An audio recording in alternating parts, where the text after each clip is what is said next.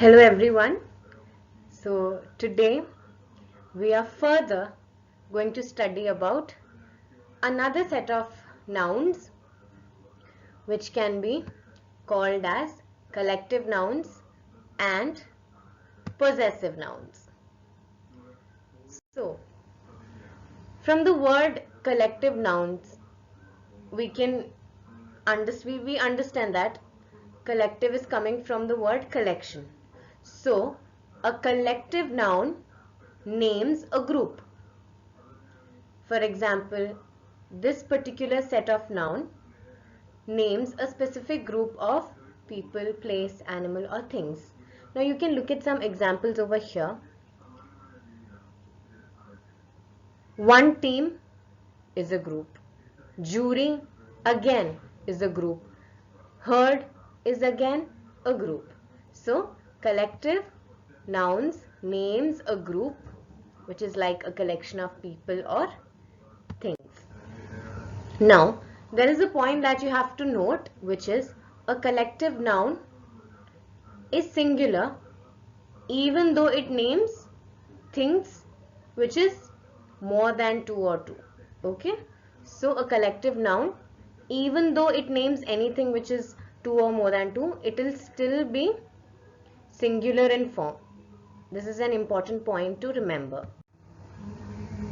Now, the next set of nouns is called as possessive nouns.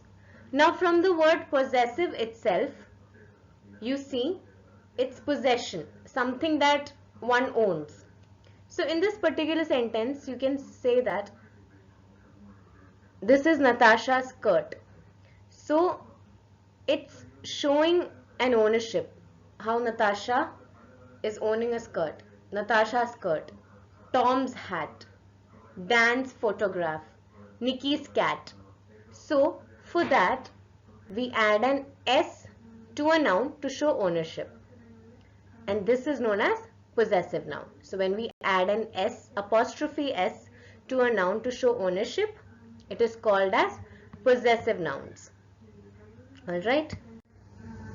Now, there are certain rules in this set which you have to keep in your mind. Now, singular possessives.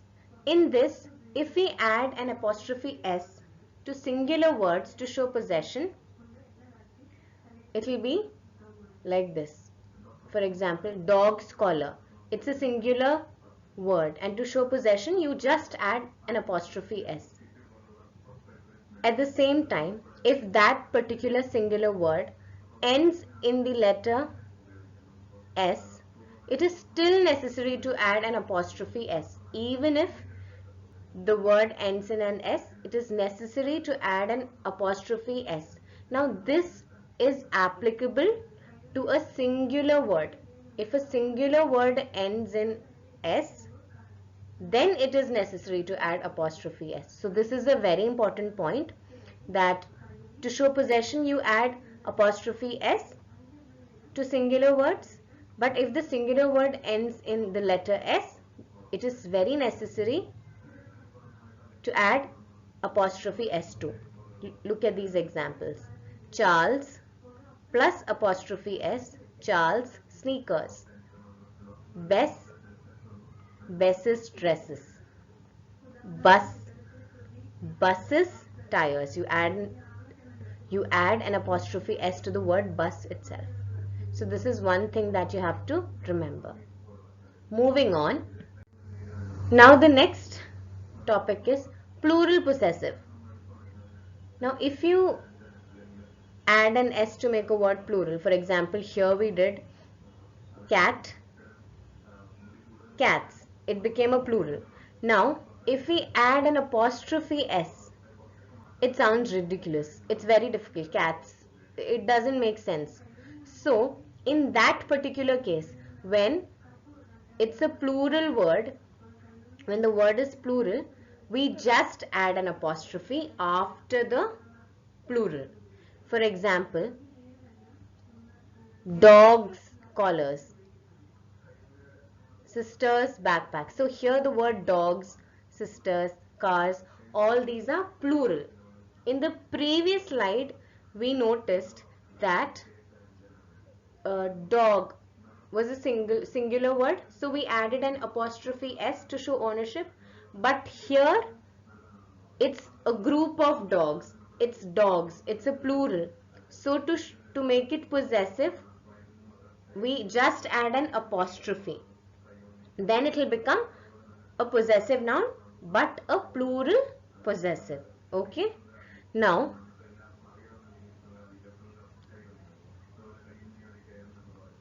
at the same time, if there are plural possessives or plural words that don't end in an s, then we add apostrophe s. Like if it's like in the previous one too, for the words that don't end in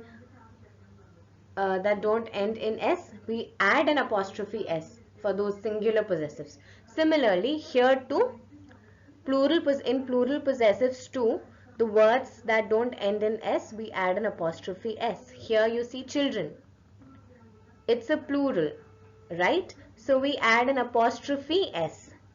But over here, if it's plural, like if the word is already a plural with an s, then we just add an apostrophe. So these are some of the important points that we have to keep in our mind while we learn about possessive nouns. It has two parts: singular possessives and plural possessives. Thank you.